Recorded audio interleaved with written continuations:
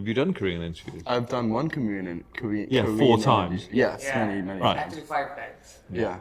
So basically, we're in New York. Everybody's together in New York. Just thought Community we'd talk call. about our... It's not a community call. It's a podcast. Oh, okay, It doesn't now have to you're be fucking anything. changing We're it. just in It's New not York.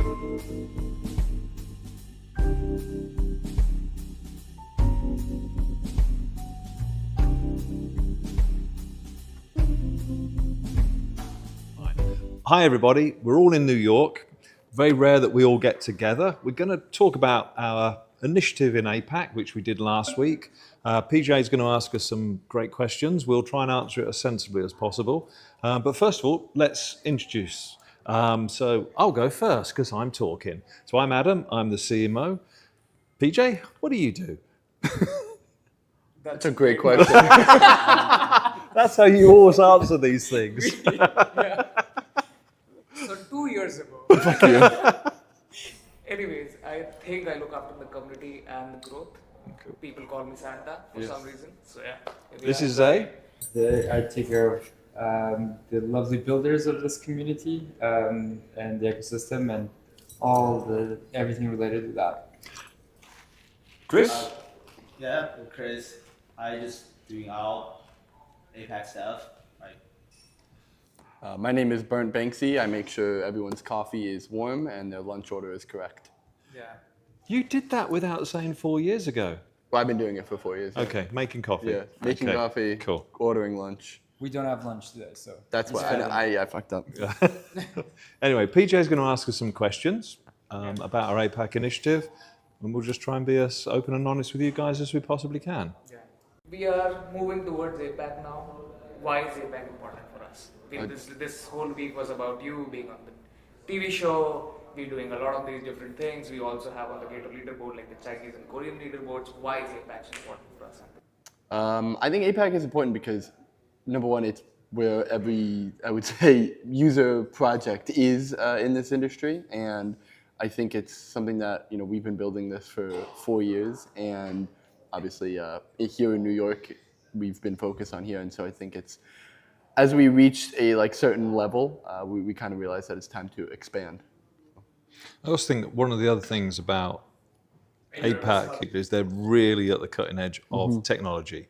Whether that is cars coming out of China, are absolutely unbelievable at the moment. The infrastructure that they're building, the technology, I mean, even just shopping there, it's like 50 years ahead of what we do in the West at the moment. So if there is somewhere that is perfect for the products that we want to build, but also having an environment that they're going to adopt it and want to use it, and they don't see technology as a barrier, they embrace it every single day, then it makes perfect sense to be out there. So it's not just because blockchain and crypto is big there, it's because all technology is. So why would you not want to be there as well?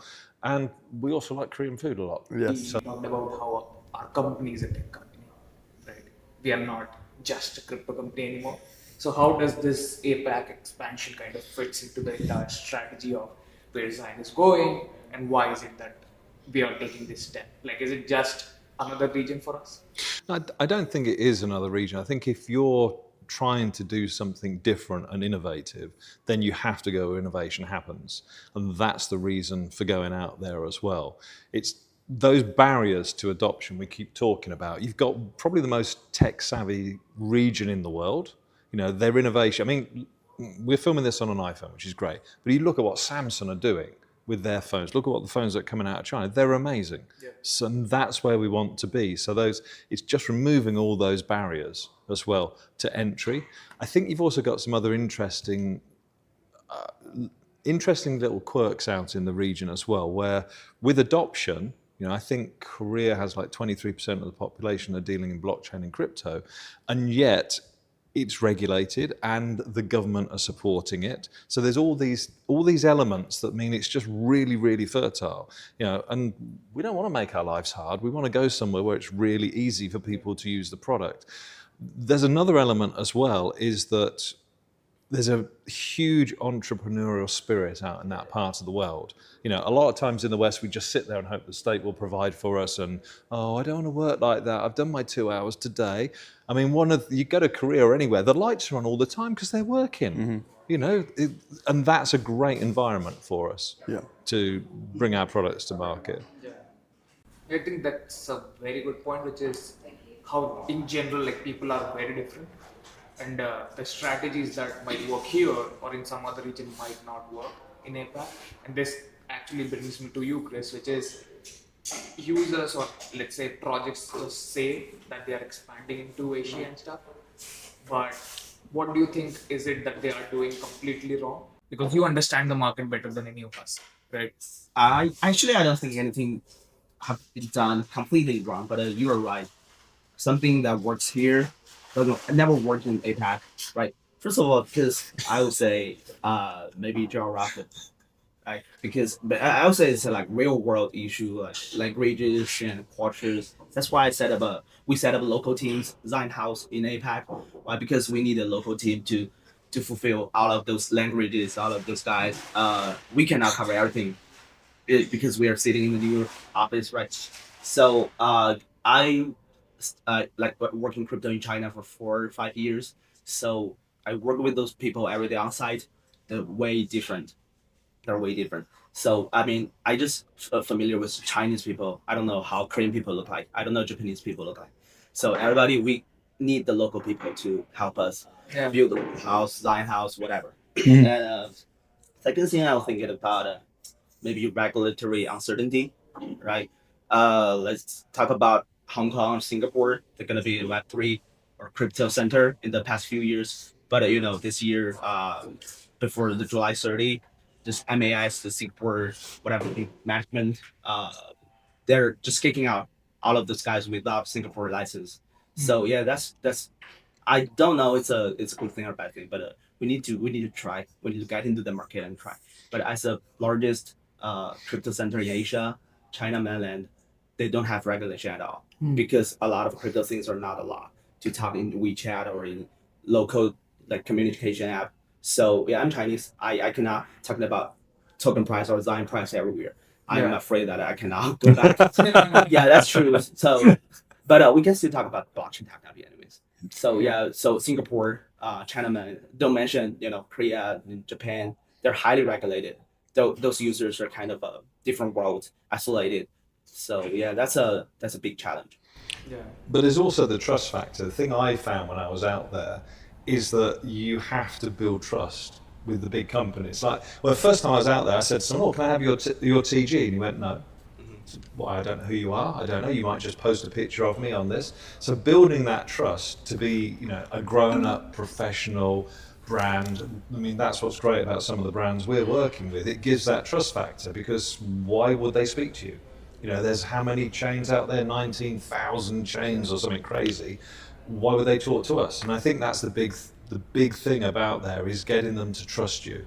And that's having people that like Chris who are out there on the ground, like building the Xion houses as well. It's just understanding them. Very much in terms of what we were discussing, like even during Keto campaign, if you remember, we were like, where are these communities? Because it's so different. Yeah. Because in Korea, they are not really on, let's say, X. They prefer their own app. Chinese might be on X, but they also have their own WeChats and stuff. So it's very different. And then Chris said, which is like the user behavior itself. For example, just yesterday, I think we were talking about this, where Koreans are mostly trading on centralized exchanges and stuff. They really don't see DEXs or any utility there. But when you compare it to China or some other regions, they are there. So even with like the dev communities and stuff, this is again a question for you all, which is when we are trying to go into the market, what kind of, let's start with the teams and stuff, what kind of teams are we looking into in general? Then we go about the brands that we are working with, or what are the local partnerships that we are looking into. Yeah, so a lot of blockchains and a lot of companies try to go with let's try to find a global solution, which is dumb. Is as dumb as it gets. It makes much more sense to go local and try to find there's a problem, let's try to fix it, and if the solution is good, maybe this could be rolled out to the world. but not the other way around. There's no way you can, like, sitting in New York, you can find a solution for a problem in Seoul. It just makes absolute no sense. However, if you find identify a problem in Seoul and you fix that problem, maybe that problem exists in another way or shape or form elsewhere in the world. And that's been what we've been doing with the Xion of APAC. We've been helping with developers and teams directly on the ground, and allow them to bring their ideas to life locally and then expand globally. But with a focus on local, we have really good teams working with us there.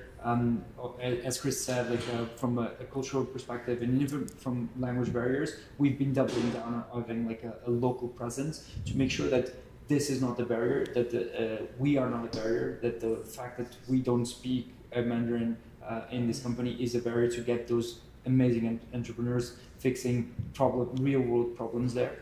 And that's been the focus. We will see a even bigger expansion. We've done hacker houses. We will be doing even more. And we've been seeing a lot of really good projects coming out of there. And as Adam said, they are very entrepreneurs. They love tech, and their mind is built on tech and on mobile. And that's everything that we care about, is making sure that this goes in the hands of people that will actually use it, instead of just a bunch of people that only care about trading some tokens and trying to squeeze some cash out of it. What we're looking and what we're trying to do is bring products that were not possible to do before, and bring that technology into the hands of people, and instead of just being like a financial gain, to be like something that improves their lifestyle in any shape or form. Do you think this is the reason why we are seeing a lot of, say, better success from Xion House of APAC? 100%. Because people are already there, like the learning of. I think it's we're also like the approach that we have, and Chris has been like fundamental for that, is that we went full on local in this. We're helping them. Obviously, the entire team is helping the projects and the entrepreneurs there, but we have a very close approach to them. Like our local teams are in touch with them. Chris is in touch with all of those projects, and they feel the love. We have this founder program going as well, and they really feel that we are 100% invested. And also, like a bit different to what has been done in the past in this industry, we are very picky with the teams that we work with. We don't we give zero fucks. If it's a shitty project or a shitty team, we won't put the effort. Because if the team is not putting the effort, the entrepreneur is not doing something that can change the world to some extent, we won't be like putting any resources there. But when we do define a team that is that good and it's a project that is like really relevant, we'll go crazy on making it work. Phil George from NOS even used my apartment when he was here in New York. Yeah, that's the support that we Like, yeah. give. Like at this point, we are all working together. Towards that. They're part of, like, I see them as being part of our team. Like, I call them and I have chats with them, and I feel like they're one of our coworkers. So and friends even. Like I generally would go for drink and not talk about anything work related with most of the teams that we work with. And that feels great, because you have like this human connection with them, and it's not just we're a technology provider, because that's what we are. We're providing the infrastructure for them to do that, but we do much more. We're part of their team. We're involved in their fundraisers. We're involved in their pitch decks. We help them as if they were part of us, and I think that's been the biggest difference, and I think that's why we're being so successful with projects that are doing stuff that no one thought about before. You're talking about like more, and Phil came up, and obviously we are doing a lot of these things with different brands across the world. But how do you see these brands? I don't remember, might be an alpha, whatever. But you said Samsung a couple of times previously already, right? How does that really work, and what kind of are we prioritizing brands right now, or new community members like devs or influencers, or what do you think? What's the flow there? I think that brands come in the sense like when you can actually provide a brand with benefit. Like I think you used to look at what crypto was back in 2021. It was just like trying to shove a brand into crypto for no reason, and then none of it ended up working out. And I think like we saw a lot of success with the brands because it was companies were building on us that solved some need. So as Samsung came up a while ago, we were working with a project called Animation Plus, who's already pre-downloaded on, I think it was like 300 million Samsung smart TVs. But we were effectively the only chain that they could possibly work with because we were the only way that you could use anything crypto related on a Samsung smart TV. Yeah. You're not going to go download a Chrome extension there. Yeah. You know, so that was actually really interesting and one of the cooler projects that we were working with and building loyalty programs and things into that didn't really need to even really be crypto, and then you use your credit card and buy something on that. Yeah, I remember during the Xion Everywhere campaign how you Everywhere. signed up with your Meta account. I think a lot of people did like from their PS. Something. I did one on like a treadmill. Yeah, my Xbox. Kyle Samani did his his Apple Vision Pro. Yeah. And there was this one guy who was like, I'm on a cruise, and Some guy was in a mine. Do you remember that? Yeah. Some guy was in like a coal mine. Coal mine, like Really? people were going like Everywhere. crazy places, everywhere, literally everywhere. This does bring me to like in general the community. How are we seeing like what's the approach where we specifically target those community members, like the influencers and stuff? Because we've talked about this a lot. Yeah, I think there's a very awful truth is that like what Z mentioned, we're developing local teams, local country developers, whatever. But I mean the problem is never from the developing team. It's from the audience. It's from a community because for the past 2 cycles, past decade, in the crypto world, especially for APAC audience, they're too tired of those DeFi or NFT or whatever lending protocols. How to change their mind, how to educate them. It's the biggest challenge, I would say. Yeah. So that's why we're thinking about KOL or influencers so important because there's a Chinese line like come from people, go back to people. Yeah. So because those KOLs, all of those KOLs are from traders or retail users, whatever. They're from that group, so they know that guys better. So if we can convince them, it's a lot easier to to just penetrate the whole market. That's what I want. So actually we always for myself, influencers is so important.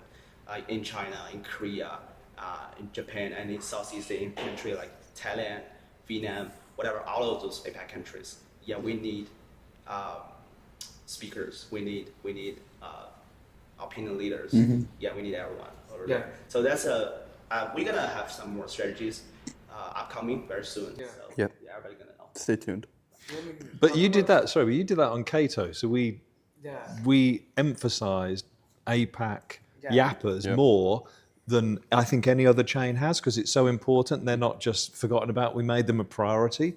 So we had separate leagues for them because obviously, Cato is set up to work in English. We want to be in APAC, so we're adjusting what we do and saying, look, even in the most simple form, we want, like Chris, you were saying with the KOLs, we want to make sure that they feel rewarded and respected.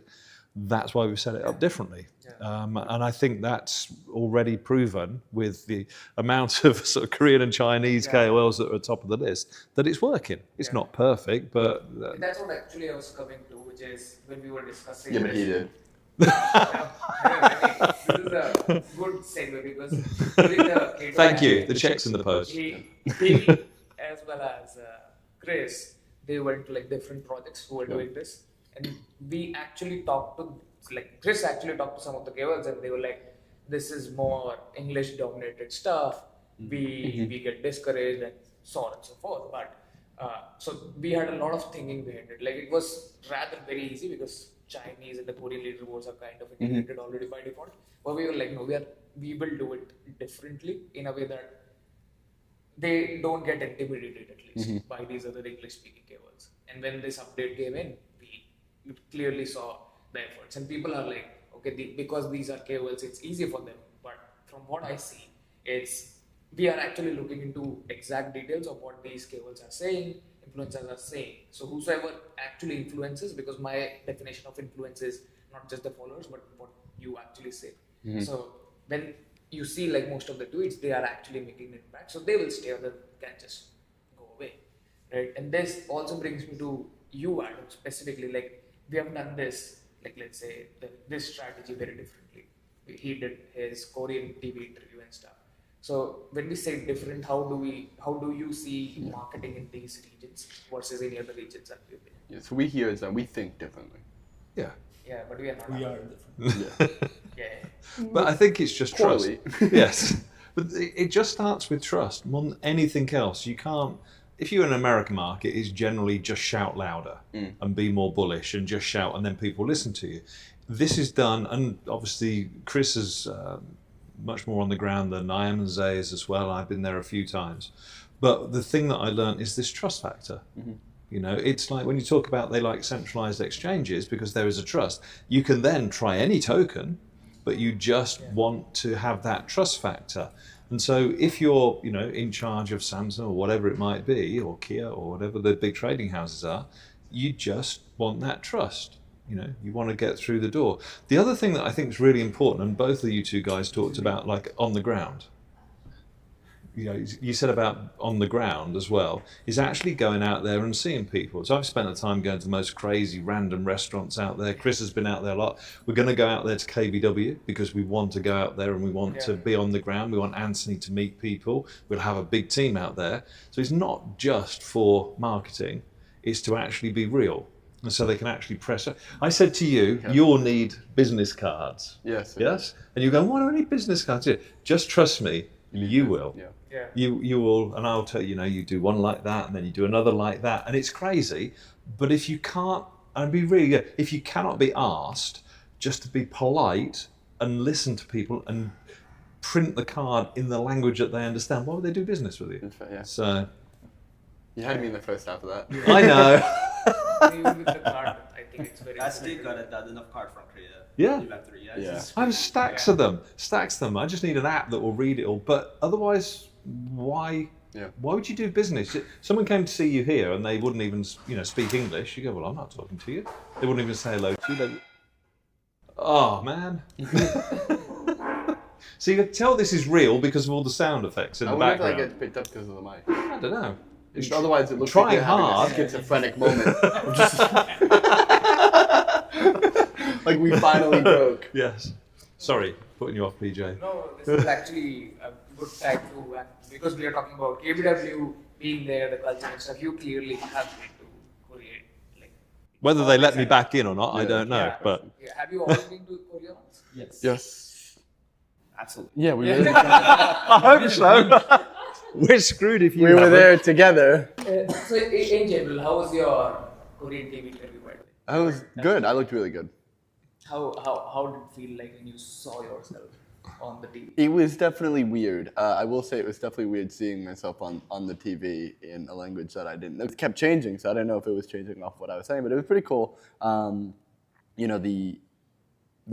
was an interest. I mean, I've never really watched the news really in especially a language that I don't understand, and so. That's so weird. Yeah, I know. I don't know who would do that. But it was just, it felt very surreal. Like, I would say, especially just seeing, like, there was like one scene where she was asking me questions and she was kind of standing there and they had my video in the background and I was just like, oh shit, that's me. I was like, oh my God, what the hell? Yeah, it's I still surreal. remember when it was about time, so they obviously had, like, it was running for them on YouTube. And I saw the comments and everything, and people were just shouting Xion because we were like, how is that?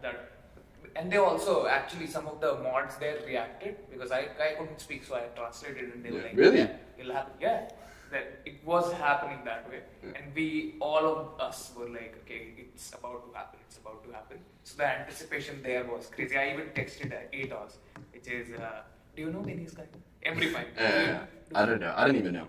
Yeah, it was fun. Like Yeah. nobody knew No. like exactly when it was coming up. And also thanks to Chris. I was going to say, yeah. Impossible without Chris. Yeah. But this is down to having somebody there that understands the culture, that knows the right people on the ground. And Dragon. Let's go with the Yeah. Dragon too. Yeah, Leave the dragon. that guy's Yeah. dope.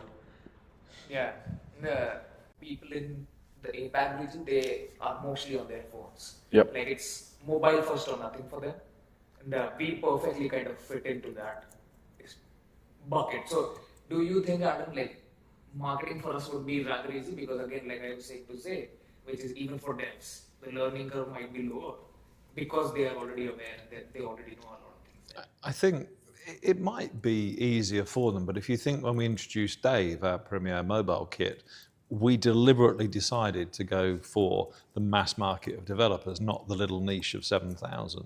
So everything we're trying to do is making it easy for people to use and build on our products. And that's all we can do. We have to build brilliant products that they can use.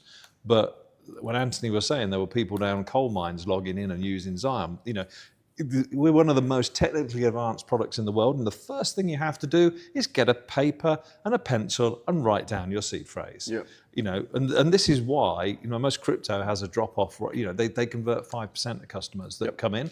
We convert 97%. Do you know what that means to a brand? Do you know what that means to marketing? Yep. You know how efficient that could be, and they really, and for us it's like every day. Well, of course it should be like that. You know, but for a lot of them, it's well, I've got to have a desktop, not a mobile. It's like, hang on, why aren't you using mobile? We're filming on a mobile. You're interviewing us with a Don't tell them mobile. that we don't have a big camera. No, We had a big camera. are. I We're mean, using a not more DSLR. It's Yeah. very high quality. We put a big Shooting production. on- It's not duct taped to a tripod right now. Anyways, before, like I have one specific question for you and we'll pretty much end up, but before that I actually want your all opinions on where do you think we are going as a company in whatever you are working on.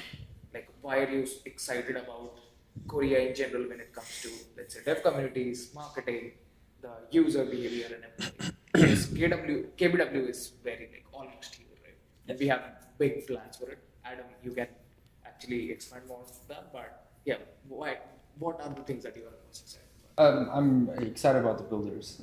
It's probably like the highest level, highest quality we've come across. Like in general, every conversation I've had is like people that are building something that is completely different, and people that understand what like how crypto is right now in the industry is not sustainable. Everything is the same. It's copy paste. It's boring. No one cares, and everyone is going after mass adoptions. And we're moving towards being the evolution of the internet, not like a niche, weird ass finance focused industry.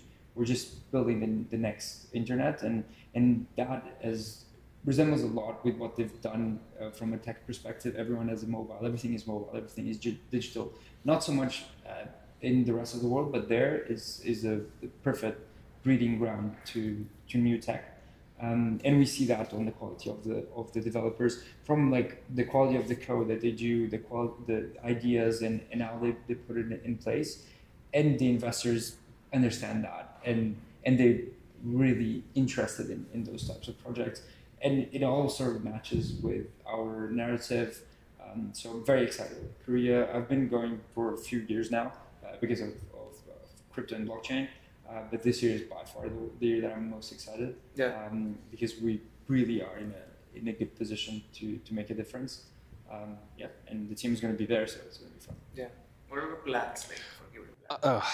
well, why do I want it to go there? Because I want to see Anthony's face on one of the big digital wraparound banners. Anthony in would also Gangnam. like to see this. I know he would, but you know, but you walk through Gangnam and you see the big curved digital posters, and you just see everything you do. I just want a photo of me just at the. Yeah, well, you don't do it like that's American. You go, you have to do that. You got this, yeah. Like that, yeah. But that's it, because it's where marketing lives and breathes, and it's everywhere. And I don't know, I just get excited by seeing neon signs and seeing all that bright and that energy. That's what I like. And so and posters still make me smile, but they're big digital fun ones that are out there. And that's what I want to do. And I just love building big brands Yeah. and have them out there. Be brilliant. And of course, you have your picture. Yeah, that was what I was going to say. I know how to get it signed off. I would say, I mean, obviously, kind of a mix of everything, but I think the strongest is probably the builders. I think to Zay's point, I think it's some of the strongest building community that I've seen, because I think it's also like a chicken and egg thing. Like you have actual users using actual products, and so you have users who want real products, and then like I think there's a lot of the world where there's not enough users to justify capital into building something very big. But I think APAC and what I saw in Korea as well is that you actually do have adoption to a level where it makes sense to build a product. And then when you have that, you have like a maturing of an ecosystem where only good products survive. And I think you start to see that more and more in places like Korea or APAC, where you've been using the ecosystem longer, you've been in crypto longer, you've seen users, you've seen cycles, you've seen the ups and downs, and then you start to mature quicker. And I think you look at like America, you look at APAC, and these are like I would say probably two most prominent places that really this phenomenon exists. Yeah, hold on to that thought. No. We have, like, I'll ask my follow on that, but before that, let's have Chris, your thoughts. Like, why are you most excited about? I'll say I agree with Adam because I stayed in Korea for a month in April, right during the East. So I feel like Korea is a very special country. Like they're so respect to the elders and to founders. Kind of they just wanted to talk to the only person that owned the whole company. So I saw that other little ones, like I don't say the name, other little ones. Oh, go on. No, don't. Let's sit down and talk with some business giants from traditional areas in Korea, or some gold exchange, whatever. So yeah, I just want to Anthony bring Maxine to be there. They know my name. Are you kidding me right now? There'll be a $200 million We're poster. so far past that. All right. I don't think Chinese people know. Really? Yeah. All right. You heard it here or first. they just don't care. Right. Yeah. Yeah, maybe they didn't hear about it. So you were talking about how the two big areas are the US and the APAC. Yep. But when we say APAC, it sounds small, but there are many Yes. countries there. You have China, Korea, Thailand, Malaysia, and all of these different things. Where do you see Xion in 12 months for, like, what's your vision for the APAC region as a whole? I mean, Not just like, sorry to cut you off, but not just Oh, you did. China and Korea, but all these other regions. Because we have most of our amazing I was gonna say, yeah. community members are from these other regions. Yeah, I mean, I think it's something that we've been working on for quite some time. So it's like, this isn't new. Like, this isn't the first time we're entering APAC at all. We've been building up for this moment for quite some time, and I would say all of our top community members is from the region, and we've already worked with a bunch of companies in the area. We already have builders in the area, but this is that first time where first official Xion House. Like we've had hackathons, we've had like campaigns, and we've had things out there, and a lot of that is just us learning the market. But I think where we kind of look at now is like, great, most of our community is here, most of our footprint is here. We've made mistakes, we've learned from that, and now this is like our very official kind of push in there. And so it's already been happening, but now it's happening out loud, I guess. What a great way to end. Yes, If thank we you. have any final thoughts, let's go with that. If not, we'll just end this. We should Oh, just okay. do this. We've got to try it. We've got to try it. What do you It'll mean go- try it? It's not. It's not I know what the Little fuck it is. tiny Thank hearts, you. and we go Sarangyo, Sarangyo. If you are to introduce yourself, how the Korean band members does. Oh, you want me to introduce myself? Yeah, that way. Okay, I'll try then. So, Yeah. I'm Adam, good-looking, tall English guy. You got this.